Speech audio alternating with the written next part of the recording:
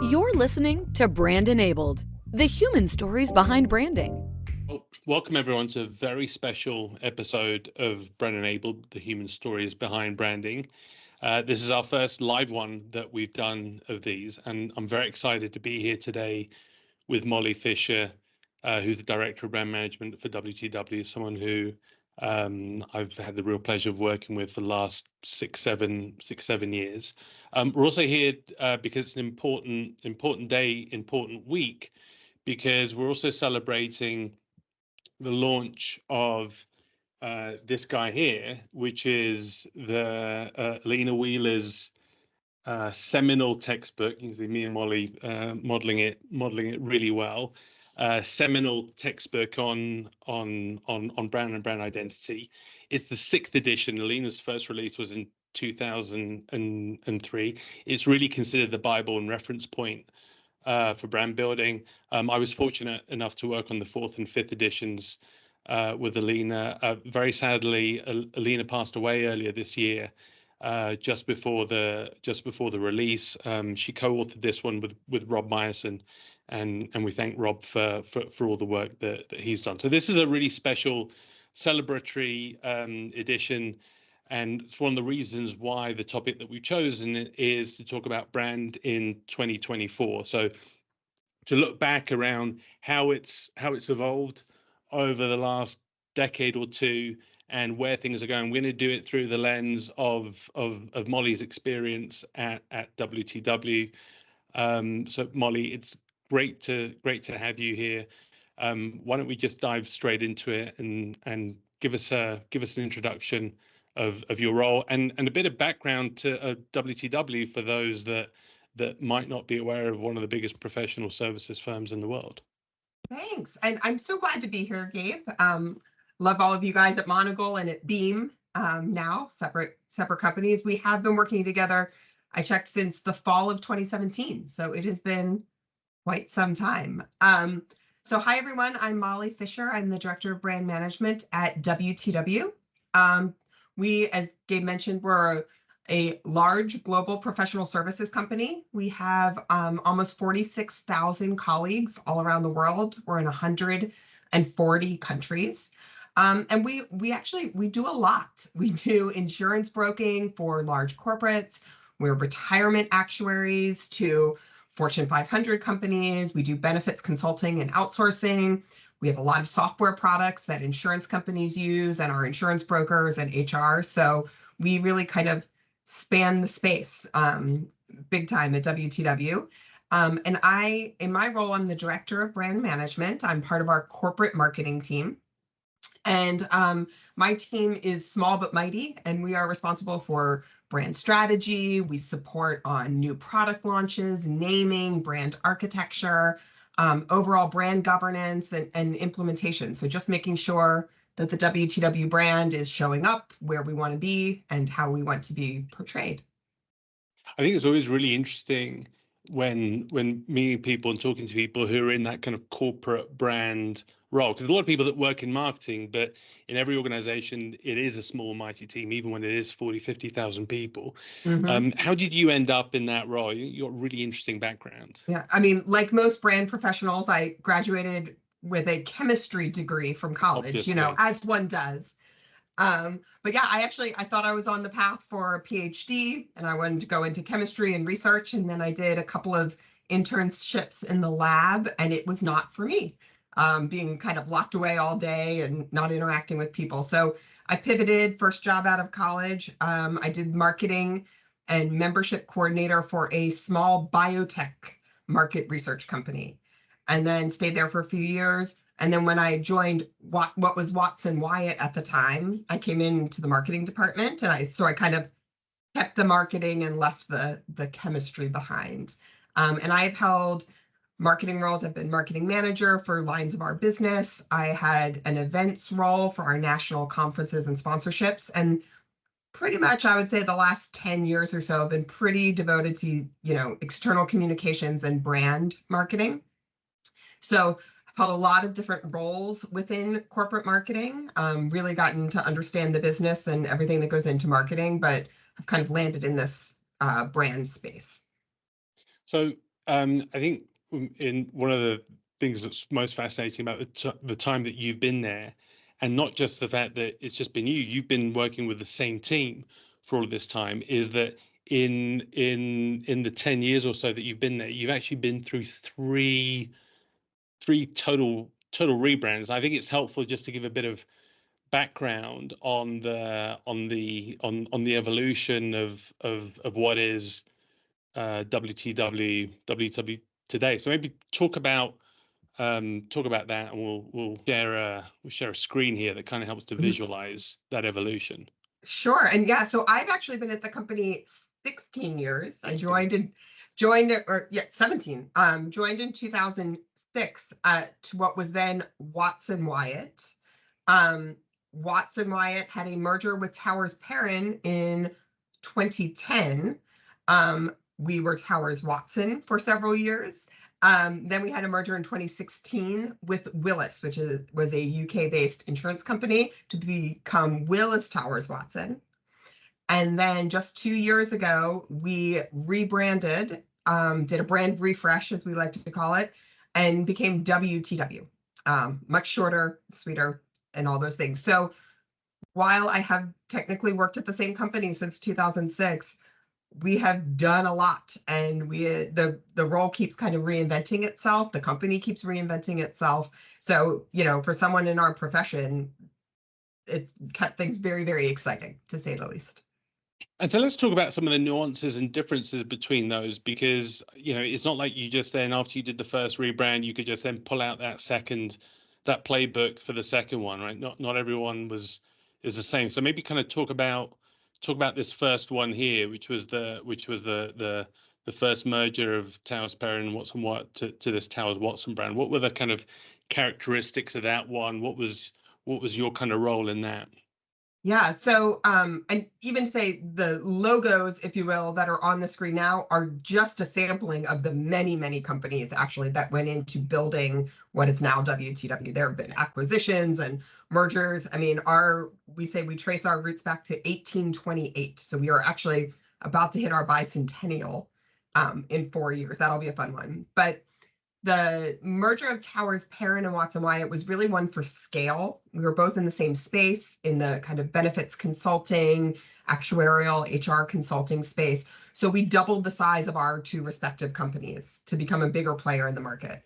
But people knew us. They knew Watson Wyatt. They knew Towers Perrin. Our clients kind of understood why we were doing the merger. It made a lot of sense. We were bigger. Our reach was further. But it was really offering kind of the same or similar types of consulting offerings to our clients. So that merger was a lot about bringing the two companies together, getting the culture right, launching to our internal colleagues, and really just kind of explaining, here we are, we're bigger, we're better, we're Towers Watson, here's what we stand for. When we merged with Willis in 2016, that was, an integration between two quite different companies at the time. Willis was an insurance broker based out of the UK, very different culture than we had at Towers Watson. And so that was really about explaining this new proposition to the market for Willis Towers Watson. And, we went to market as an integrated company. We weren't going to be a holding company. That was not our strategy. And so with that merger and that brand, we really had to be able to articulate exactly why we were coming together and what it meant for the company. And we, Watson Wyatt to Towers Perrin was a big merger. Towers Watson to Willis was a really big merger for sure. And that was a really the nuance in that one was as much the cultural piece, right? I think you talk about that in that first one. It was also a very different world back then. When you did the Towers Watson one, where everyone was in the office, it was about, you talked about delivering. How many mugs did you have to get delivered to different offices? Oh my goodness, the work stream that I was working on that one, I think we had said for day one, we wanted to have a desk drop for every single colleague of a mug with the new Towers Watson logo on it. So the coordination of sending globally mugs, making sure they weren't broken, making sure they ended up on people's desks. There was a lot of kind of logistical pieces We also really went all in on rebranding the physical office space for the Towers Watson launch, making sure our signs were updated over the weekend, ensuring that our facilities teams and our office managers were ready to go. We had embargoed boxes landing in, I don't even remember how many offices we had at the time, maybe 80, all at the same time over the same weekend, big hot pink stickers over them that said, do not open until this date. And we did it right over the New Year's period. So that was a really, really fun holiday season for those of us who were involved. I distinctly remember being on the phone in a Safeway looking to buy bottles of champagne for New Year's Eve, talking to one of our office managers in Toronto about why the pull-up banners hadn't arrived and what to do instead. So it was a little crazy there. But it really was about making the experience for our colleagues so that they could walk in on day one and be excited to be part of Towers Watson versus Towers Perrin or Watson Wyatt. And really wanted to get that kind of the legacy thinking gone and immediately be one company from day one. Right. And that was a bit kind of, what we might think of as like that was a classic rebrand, right? Two companies coming together, merger, and all about the big launch, the big reveal, the big day one, the big splash. So then the second one, when you had Towers Watson and merged with Willis, the nuance and difference there. The first one was really the cultural piece, right? It was the Americans and the Brits coming together. So talk about then what was the strategy around how you thought about the development of the brand, and then even the rollout, activation, and launch compared to the first one. Absolutely. I mean, even in that difference between 2010 and 2016, so much more was digital focused at that point, and really making sure that our social media channels were ready to go on day one. We obviously had a website ready, but at the time there was so much content on towerswatson.com, so much content on willis.com. We had to really think through what that strategy, what was the willistowerswatson.com going to look like, and how we did that. But because this was two fairly different companies, complementary, but fairly different companies coming together, it really was about putting forward the integrated approach. Many of our biggest competitors took on more of a bit of a holding company strategy. We really wanted to say, this is why it makes sense for you, the client, to work with an integrated company like Willis Towers Watson. So a lot of our focus was on the messaging around that, what the visuals look like, what the our advertising campaigns at the beginning, that kind of thing. It was also a much bigger company, so it was harder. We couldn't do the mug drop, if you will, at that time. That one didn't make sense this time around. And then over that kind of course of those first couple of years, what were some of the challenges in trying to build then this unified brand when you had now three essentially kind of legacy you were still trying to figure out that kind of a bit of that integration of Towers Perrin and Watson Wyatt itself, and now you had Willis, which themselves thought that they were very special, right? Absolutely. We actually, believe it or not, there was a third company in there. Willis had finished their full ownership stake in a French company called Gras Savoye about 5 days before the Towers Watson and Willis merger. So it was almost a coming together of three companies. And Gras Savoye was very well known in France. So we, had to think through essentially what that meant for that brand recognition there. And we kind of took an endorsed brand approach. But it was challenging those first few years, for sure. Different cultural approaches, bit more of an entrepreneurial spirit, I would say, at Willis, where a lot of things were more decentralized, and Towers Watson was a bit more centralized in our marketing and our corporate functions. So it's really finding that sweet spot to make sure that we were going out with the new brand, making sure we were using it the right way, but also giving people some flexibility where they needed it and expected it to. So we really had to get a lot of folks on board, I think would be the best way to describe it. So then let's fast forward to the most recent rebrand, which was over the last 18 months, which was the Willis Towers Watson to WTW. Mm-hmm. And I think that this probably was the most revolutionary out of all of them, because the process for your others were what we would think of a traditional timeline, right? Around 8 to 12 months, and then this WTW rebrand was done in 100 days. So maybe talk about the context of this evolution, how this one was different to the others, and what the hell were you thinking of trying to do it in 100 days? I don't know. I still don't know. This one was so fun though, and because with the first two that we worked on, it was, a merger was forcing our hand. We had, Towers Perrin and Watson Wyatt would not exist after January 1st. Towers Watson and Willis did not exist. We had a new company. We needed a new brand. We had to go out with it.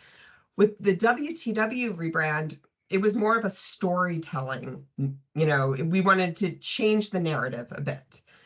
We had a new CEO coming in on January 1st, 2022. So we timed the rebrand, the renaming, frankly, the rebrand. We changed our stock symbol, and we had a new CEO coming in. So it was very much we're telling the story of a future-focused company, kind of turned a corner, if you will. This is the next chapter in our long and storied, career.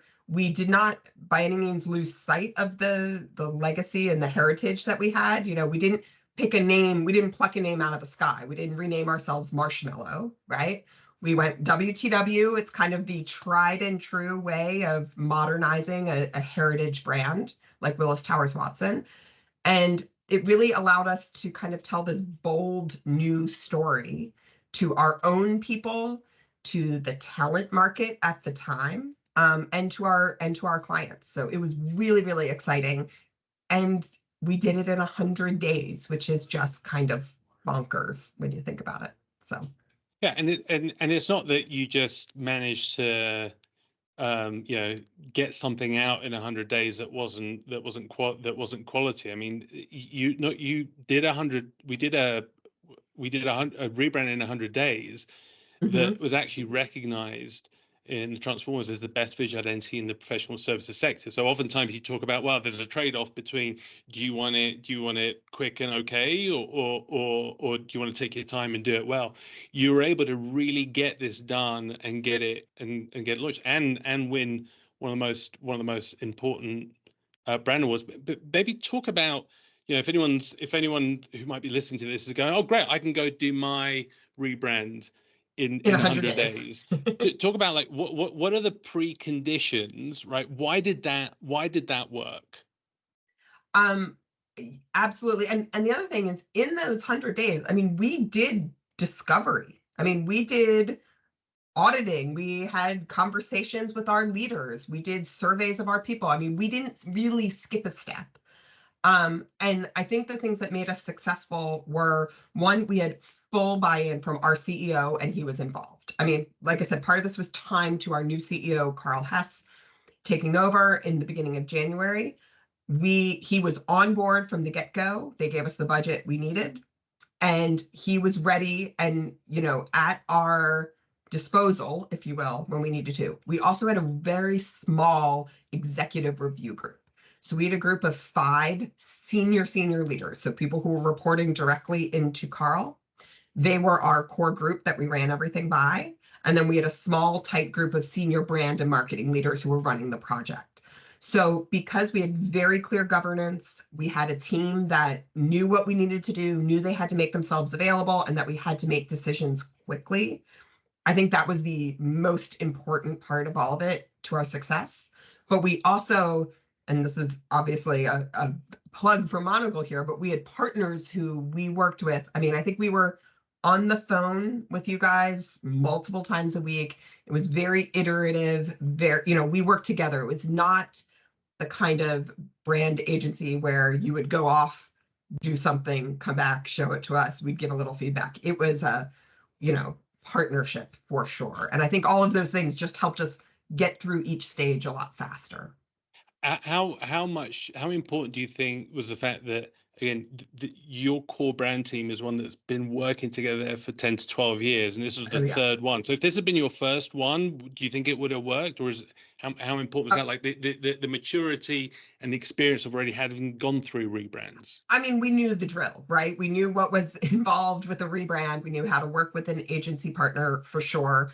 I do think, when you're doing a rebrand where there are two teams coming in together in a merger situation, there, as much as you like and respect your new colleagues to be, there's going to be different in ways of working, difference of opinion. Everyone's walking on eggshells just a little bit, perhaps has some of their own requirements that they might keep a little close to the vest. This was as you said, our core team. Our global head of brand and I have been working together since, 2006 when I started, and she has 10 years prior to that. Our creative director we've been working with him since the Towers Watson merger. So we all knew each other, knew how to work together, and knew the company really well and knew the brand really well. So I feel like that helped us, we could very quickly say, this feels right to us. So let's go with it. And I mean, frankly, when we rolled it out, we got so much great feedback. And I think most of that is because the WTW brand and positioning and value proposition felt really authentic to our people. And I think that was really one of the reasons that it's been so successful. And then I think what was really different about this one was then how you thought about and how you talked about the launch compared to the other two rebrands. I mean, so much so that you didn't even use the word launch. We didn't call it a launch. Right? Yeah, we called it a reveal. So in January, we revealed the new brand to our colleagues, and along with that, like I mentioned, the name changed to WTW, the new logo, the basics of the visual identity. We had a really beautiful launch reveal video that we used. We did a thing at NASDAQ, but we were able to say this is the start of something new and something great. That Candyland right there is what we called it. So we were able to also share a roadmap with our colleagues. So we said, look, this is where we are. We did this reveal this first 2 weeks, a lot of exciting things, but it's not all ready yet. And the new WTW can coexist with Willis Towers Watson for quite a bit, because we weren't in a situation where Willis Towers Watson didn't exist anymore.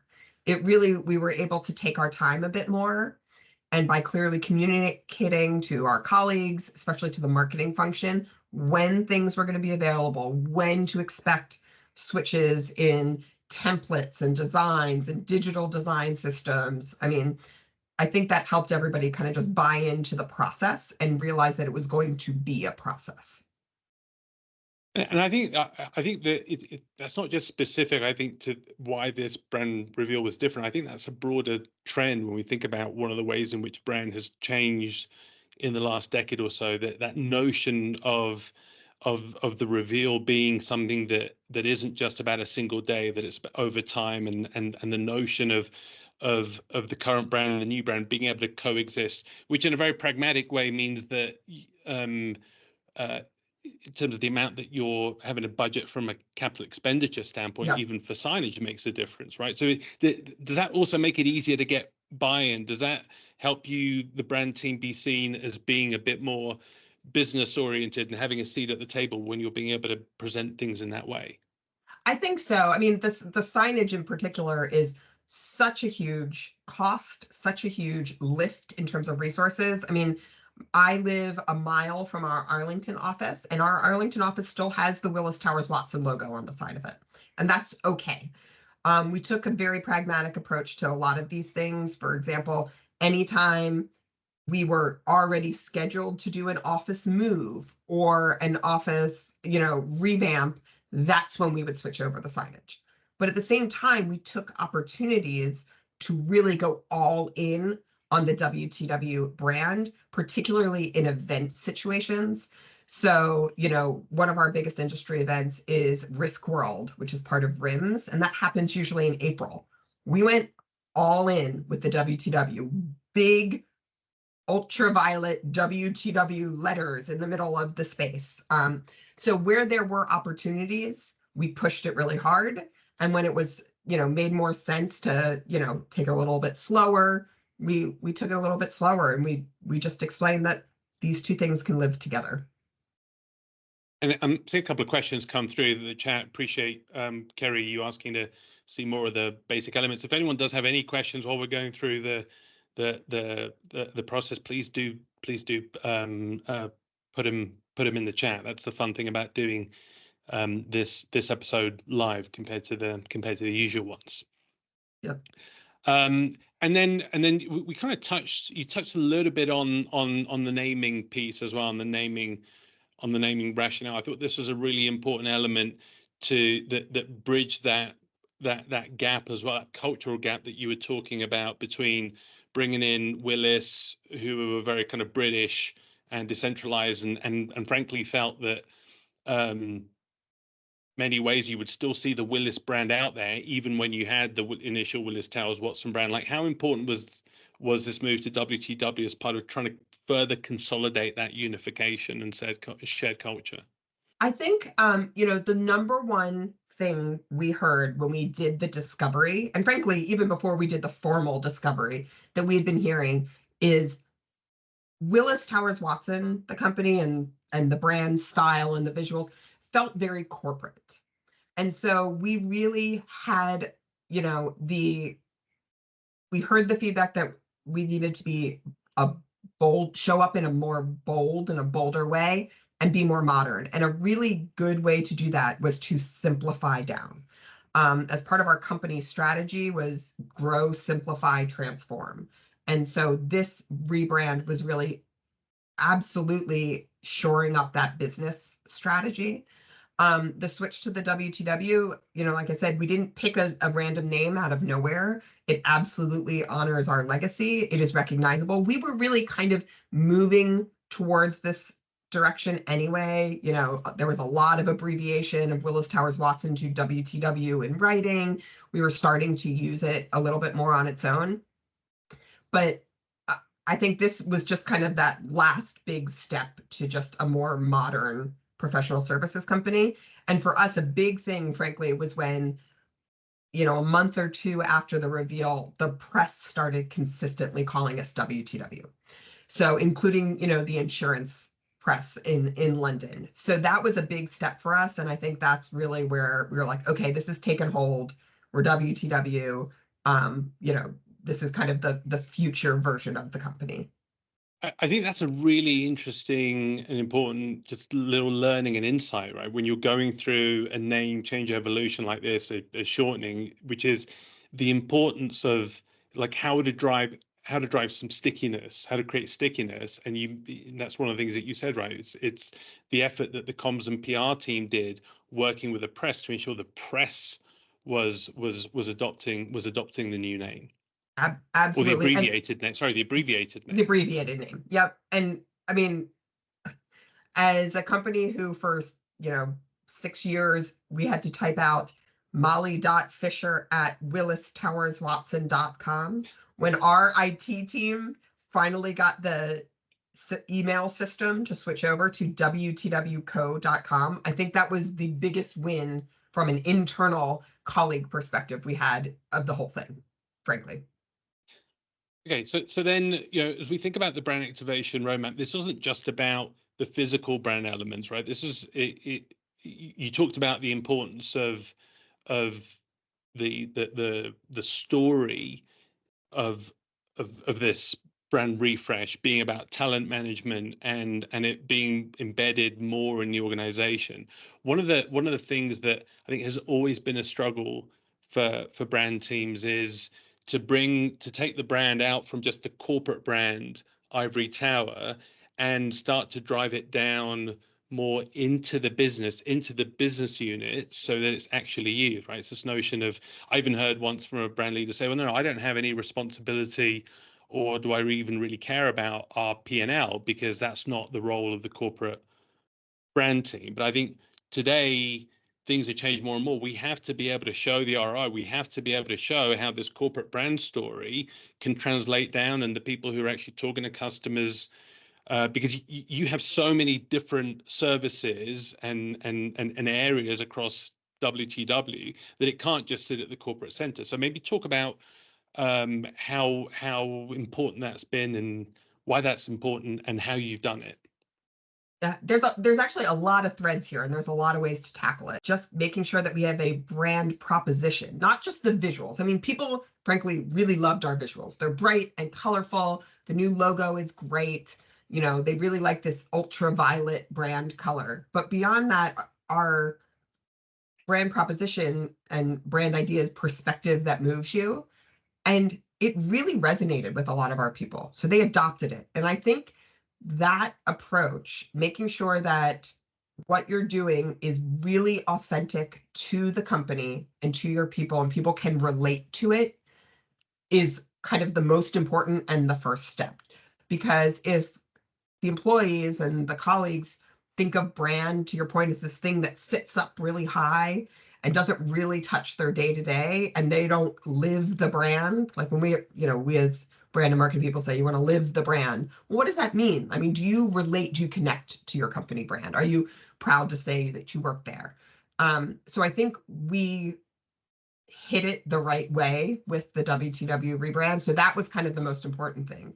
But beyond that, we've spent a lot of time over the last year and a half, working within our businesses and our business segments on kind of what their value proposition is. So we know the company, and it's not separate from the company value proposition.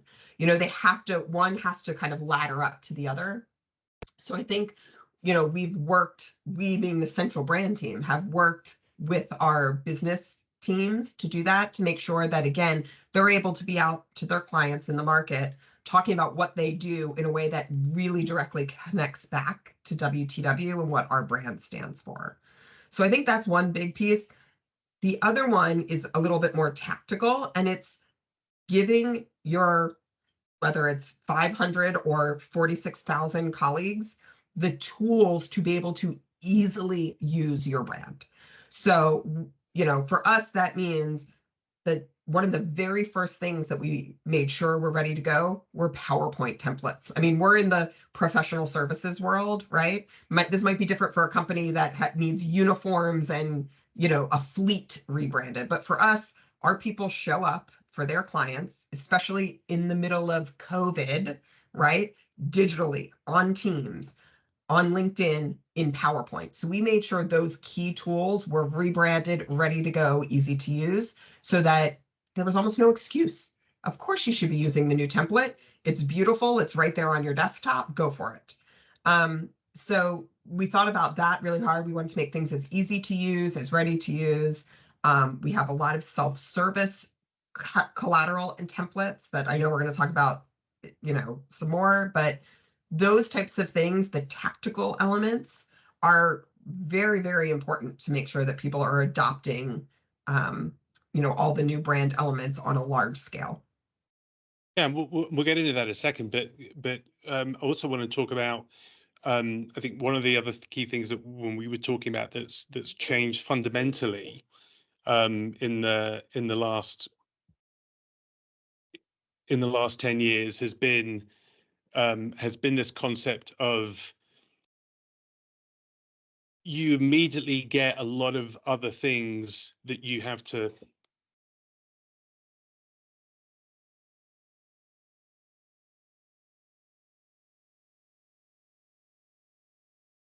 Can you hear me?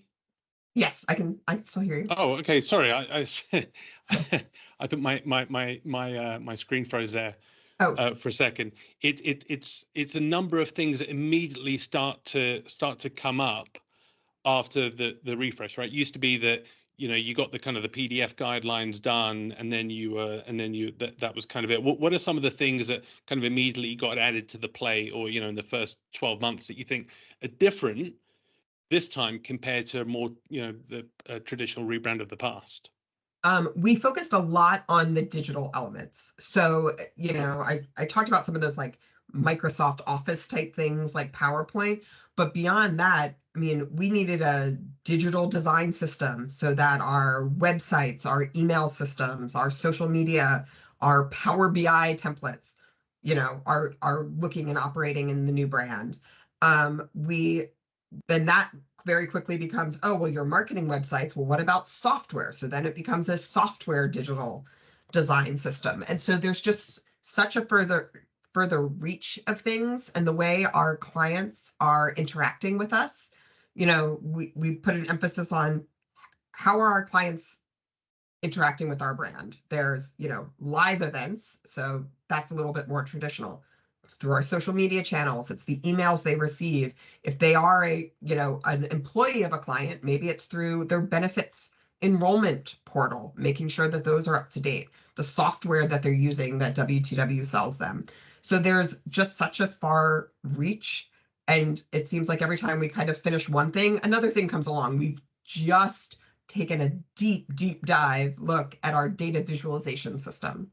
We had kind of some basic stuff when it came out. Here's what a bar chart looks like in the new WTW brand. We just wrapped up a, almost 12-month long look. We're like nerding out in the best possible way these color spectrums to make sure that all of our charts can, support data heavy, styles, so that it's all accessible online, which is very, very important to us. So there's just always something next kind of around the corner. And I feel like it's not just here's our brochure template in the new brand. We're ready to go.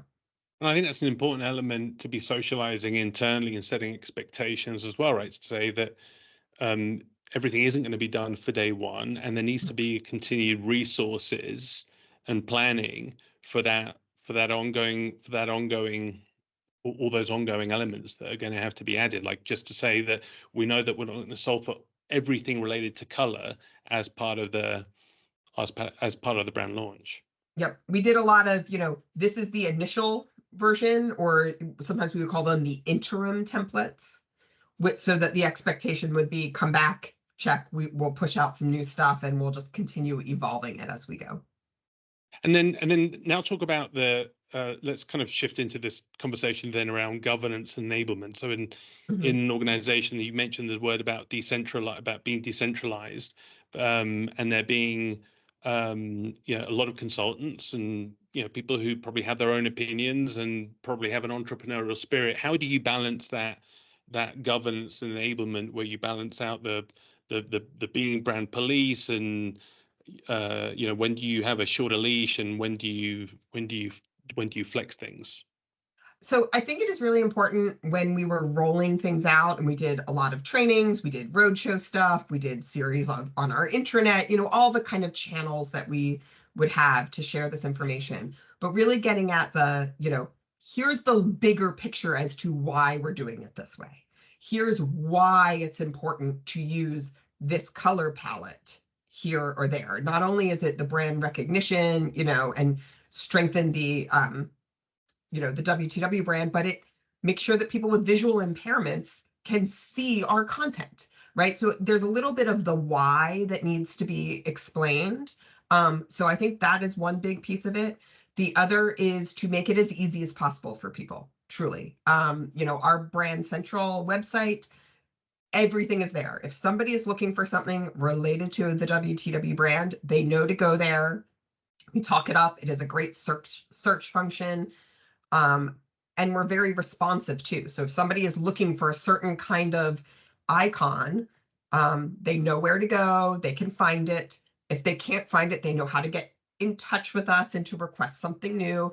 And yeah, you're showing our What's New with Brand page right there. We make a point, essentially works like a rolling blog. So anytime something new is posted, it goes there.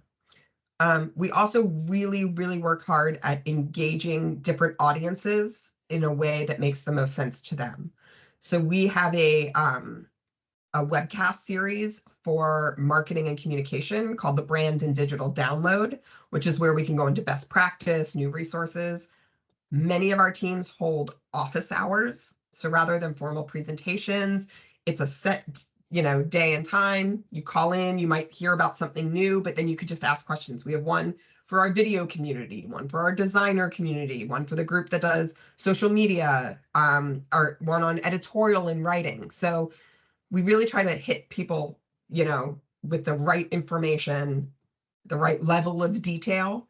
If you're a colleague that just needs a new PowerPoint cover, get in, get out, find it easily. If you are a designer that needs to design a new ad and there's no template, we have all of the guidelines there for you, and a way to reach out to us, whether it's through the help desk or on an office hours call. I think the notion of this kind of these kind of communities or tribes that are around subject matter experts, I think it's a really interesting one, because I think, a lot of times when we talk about internal engagement, there's a lot of conversation about, well, how do we create brand ambassadors and building a formal brand ambassador program? I think one of the really interesting learnings and things that you've applied is moving away from a formal ambassador program and thinking more about, okay, how do we create informal ambassadorship? Absolutely. I mean, and frankly, the expectation from us is if you sit in our marketing and communication community, you are a brand ambassador by default, and you should be.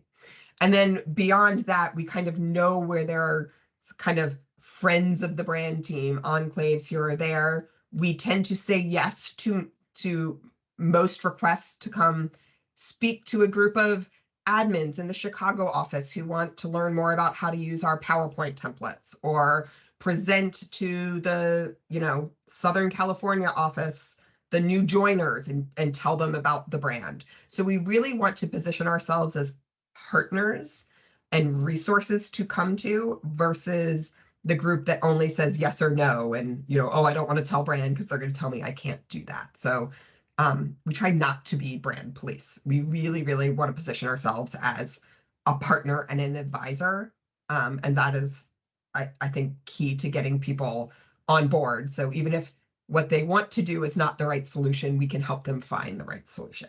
And that's where not just the role of the technology and platforms that you're using, like, we're looking at the brand center that was kind of built on Beam, is how you think about the content, right? So it's done in a really engaging way. There aren't PDF guidelines. It's really engaging. I mean, we're looking at the homepage. The homepage feels like a website where you're trying to drive people to content. You have a content calendar there as well, so that it feels engaging and you're always updating it. But then you've also then taken templates to a next level, right? Around allowing people to create dynamic templates.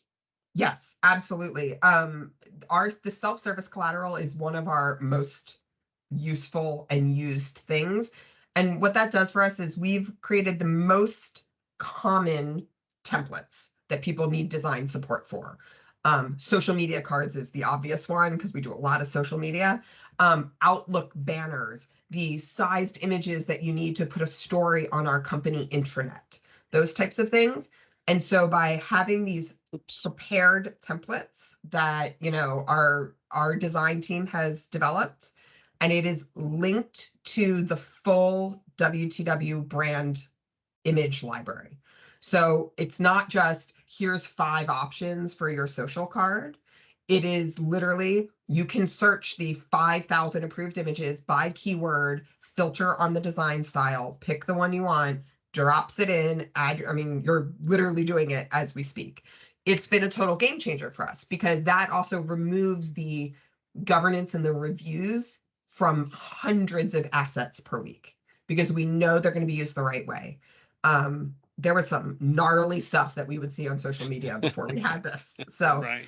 I just saw somebody ask the question. I mean, the Beam site, I think, well, this is like our 3rd version of it, but I think we've had it, you can get it up and running in a couple of months, frankly. And some of that is just how prepared you are with the actual guideline content. And then these self-service collateral, this was like maybe a month, 4 weeks. And then we continually update it.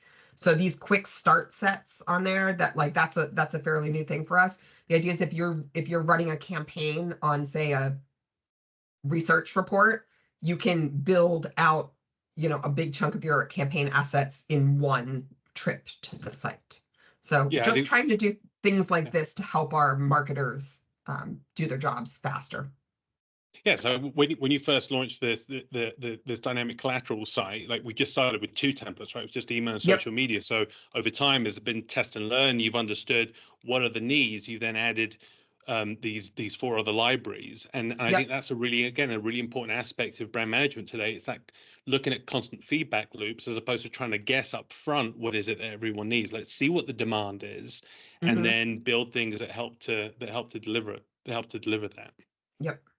Molly, one of the things that we were talking about is one thing that we hear a lot is from people on the client side saying that how they struggle to make the case for having a dedicated system for brand management, because oftentimes IT or digital ops just say, oh, no, just use SharePoint or use whatever or our intranet, even worse. And any advice or for how to help those people make that case? I mean, I always talk about it as a when it comes to your CRM, it's not like you go and build your CRM. No, you go and hire Salesforce to do the CRM. But it feels like it's a harder struggle for brand teams who are told to use whatever they already have. Yep. The way, we are a SharePoint shop as well. I'm sure many people on this call are. The 2 things that really helped us make our case was, one, a website like Brand Central or Beam allows third parties to come in and access your brand guidelines. So for us, we are a small centralized team, and we can't do all the work for everyone in the company. So we use freelancers, we use agencies, and to have them have access to our templates, our library of photography and graphics and the guidelines really helped make the case. You can't do that on our closed SharePoint. The other one was the dynamic collateral, the self-service templates that we were looking at.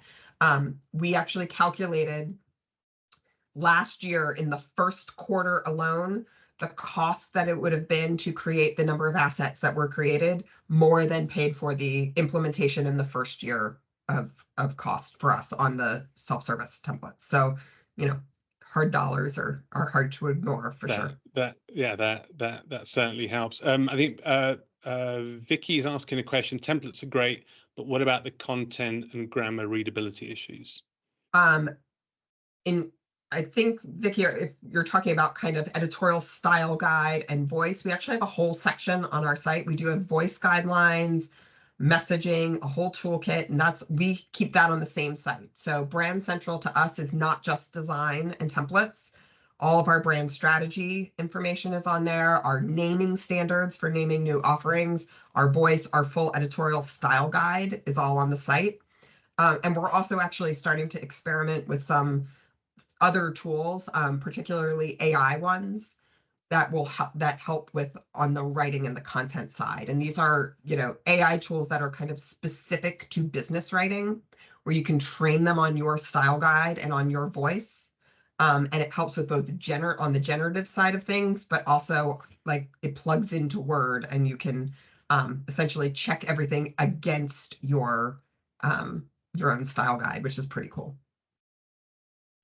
Molly, John also asked, going back to how we think about some of the brand metrics and brand measurement. If we did a kind of post, a pre-post, or how, if the CEO asks now, okay, how are we measuring how well our brand has done in the 2 years since launch? We ran a brand tracking study right after we launched, and really that was to get a baseline of our brand recognition for WTW, but also kind of what the impression of the rebrand was if survey takers were knew about it. So we have a really good baseline. We're planning to rerun that study hopefully end of this year, so that we can do kind of a before and after. And then the idea would be to do it on a regular basis from there. So that's obviously one way of doing it. Our PR and comms team has kind of all sorts of share of voice and tracking things that we're that we're keeping an eye on as well. And then there's kind of more specific KPIs and metrics around our brand website. So we do quarterly reporting. We use some stats in the background. We keep an eye. And the one thing that is just amazing to me is our usage numbers do not drop. They are very, very consistent. And I think that just speaks to how much new stuff we're adding all the time and how useful the site is, frankly. Molly, Donna's also asking, I think going back to the dynamic collateral example we're showing, whether the site helped to eliminate or minimize the need to have graphic designers on staff or freelance agencies. I mean, that was part of the strategy as to why you justified it, right? But maybe talk a bit about that. It is for sure, but really what it was is it allowed us to redeploy the graphic designers that we have to the more detailed things that, as we say, really need a designer involved versus just kind of resizing a photo into a template. So a lot of what we do is look at, there's the templated high volume, replicable things that you need. Then there's the stuff where you need a designer's brain on. And where you might want to flex things for a better brand experience, or there's, you're entering a new market and maybe you want something to feel a little bit different or customized. So it really just helped us kind of put our designer brains and designer dollars to those kind of bigger things than the just everyday standardized stuff. And I think that's probably the broader principle as it applies to, as we think about the role of any brand tech, right? In terms of helping our jobs, it's how can we use technology to automate or simplify those simpler tasks so that we can elevate Absolutely. to be able to do more strategic things, to then allow us to spend more time connecting with the business to understand how can we support and drive business objectives or big pillars of content strategy, or spend time with customers, as opposed to having to do all of this kind of tactical things that can be supported by machines. So it goes back, I think, to this notion of the core brand team and design hasn't probably changed much over the last 10 years, yet the amount of demand for content, for design, and the amount of ongoing brand things keeps growing. So it's a classic, well, how do you do more with less without adding more arms, and you don't want to be working 20 hours a day every day? Right. That's where technology can help.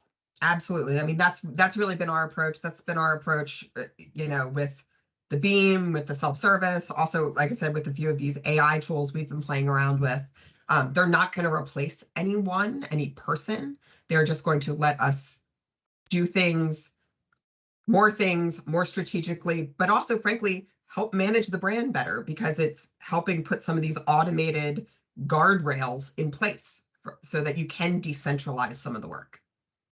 So when you think about the kind of moving into the rest of 2024, Molly, what's next? What have you got on your what's at the next part of that roadmap for you and the brand team and the brand?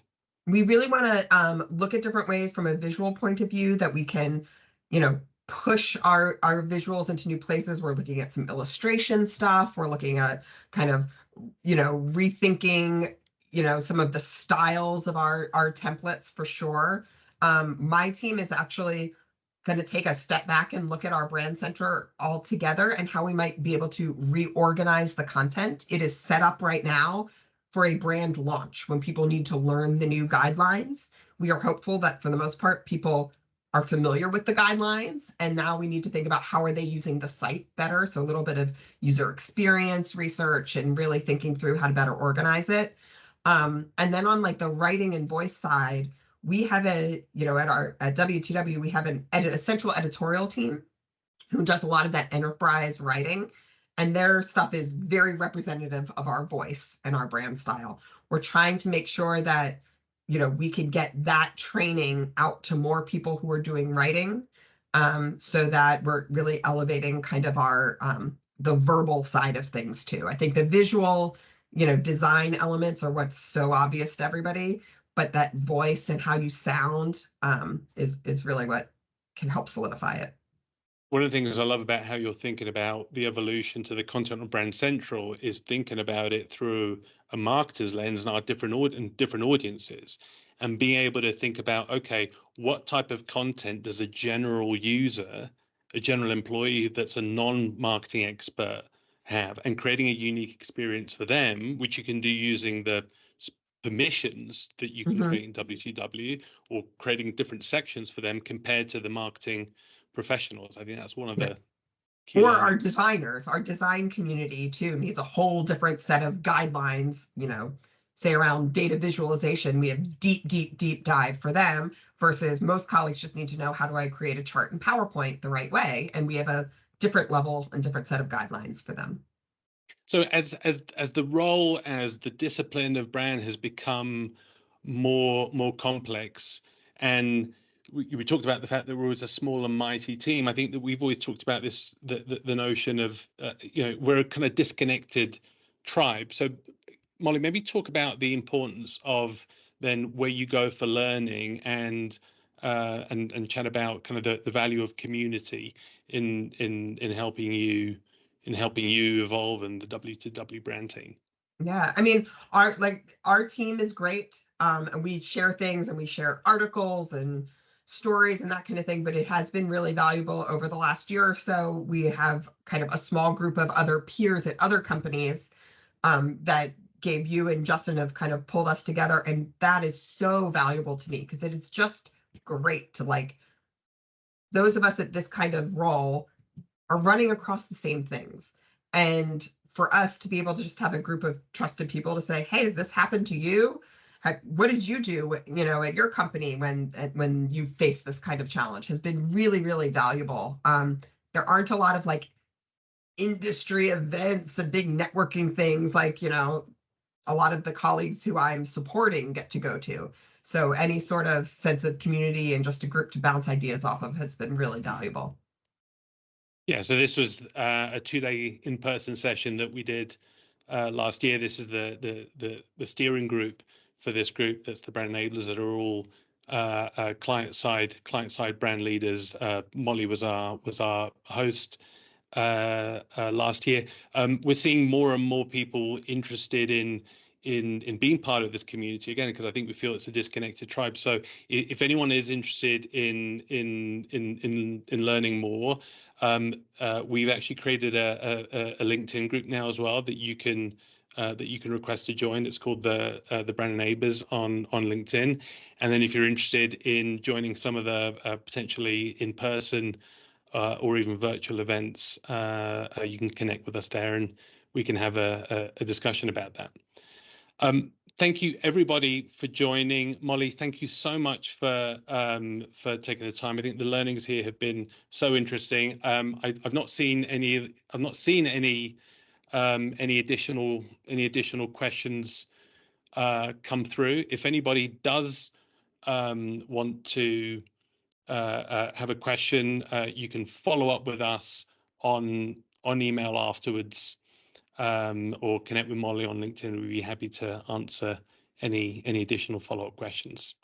Yeah, thanks so much for having me. It's been fun.